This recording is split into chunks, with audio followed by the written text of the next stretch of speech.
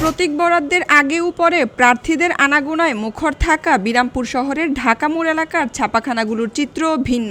বিগত নির্বাচনে প্রার্থীদের প্রায় ৫ লক্ষাধিক ব্যানার ও পোস্টার ছাপানো হলেও এবার মন্দাভাব এ বাণিজ্যে। নির্বাচনী আচরণবিধিতে পোস্টার ব্যবহার নিষিদ্ধ করা হয়েছে, ফলে বদলে গেছে প্রচারের ধরন। Banner, digital banner, leaflet, handbill, sticker এবং সামাজিক যোগাযোগ মাধ্যমেই এখন প্রচার চালাচ্ছেন প্রার্থীরা।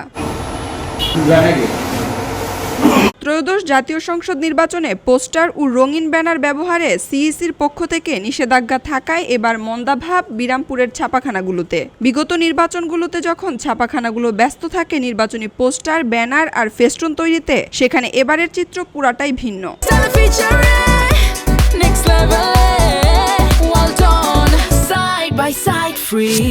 নির্বাচনী আচরণবিধিতে পোস্টার ও রঙিন ব্যানার ব্যবহার নিষিদ্ধ থাকায় প্রার্থীরা ঝুঁকছেন না এসব তৈরিতে, ফলে ছাপাখানাগুলোতে অলস সময় পার করছেন মালিক ও কর্মচারীরা। নির্বাচনের সময় আমরা প্রচুর কাজ করতাম, এবারে সরকারি যে বিধিমালা নীতিমালা যেগুলা দিয়েছে এগুলার কারণে আমাদের কাজ খুব কমে গেছে, এমনকি অনেক পেজ বন্ধ হয়ে আছে।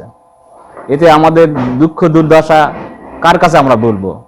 এই জন্য আপনাদের কাছে এই জিনিসটা বললাম যে আমাদের বিষয়টা যেন সরকারের কর্তৃপক্ষের কাছে জানানো হয় এবং সবকিছু মিলিয়ে যেন প্রিন্টিং সেক্টরে কাজের যে অগ্রগতিটা ধারাবাহিকতা ঠিক রাখা হয়। এবারকার 12 ফেব্রুয়ারি নির্বাচনে জন্য যে আচরণবিধি নির্বাচন কমিশন যে আচরণবিধি করেছে, এই ক্ষেত্রে আমাদের প্রেস ডিপার্টমেন্টগুলো সম্পূর্ণ আর কি লস হয়। নির্বাচনের সময় মনে করেন যে আমরা বাসা থেকে আসতাম, 7 দিনে বাসায় যেতাম না, এত কাজ ছিল। পোস্টার, লিফলেট এগুলাই মনে করেন, তারপরে এই যে আমাদের পিভিসি ব্যানার, এই জন্য। আর সরকার এখন যে নিয়ম করেছে এই নিয়মে আমাদের কাজই নেই। আমরা এই যে একটু করি, এই নাই, এই যে কিছু করছি আর মনে করেন কাজ নেই, বসে বসে আমরা 5-6 জন স্টাফ।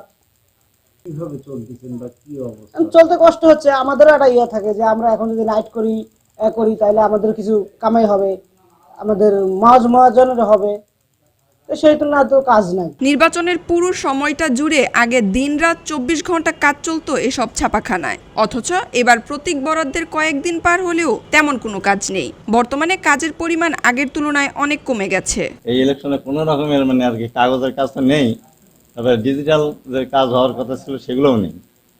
আর যতটুকু আর কি করা হয়তো সেটা আর কি কেন্দ্রভিত্তিক ঢাকা থেকে আসছে। এরকম যদি হয় তা আগামীতে আর কি আমাদের এই মুদ্রণ শিল্প একেবারেই হয়তো বন্ধ হয়ে যাওয়ার উপক্রম, যার জন্য আমাদের আর কি মন মানসিকতা অনেকটা ভেঙে গেছে যে আমরা হয়তো এই মুদ্রণ শিল্প থেকে আমরা আর কি অব্যাহতি নিয়ে অন্য কোনো কিছু আমাদের করতে হবে। আমাদের বিগত নির্বাচনগুলোতে কাজের খুব চাপ ছিল, কাগজের পোস্টার, ব্যানার, ফেস্টুন এটা চারিদিকে ছাই যেত, কিন্তু বর্তমানে এই পোস্টার, ব্যানার, ফেস্টুন নির্বাচনী আচারবিধির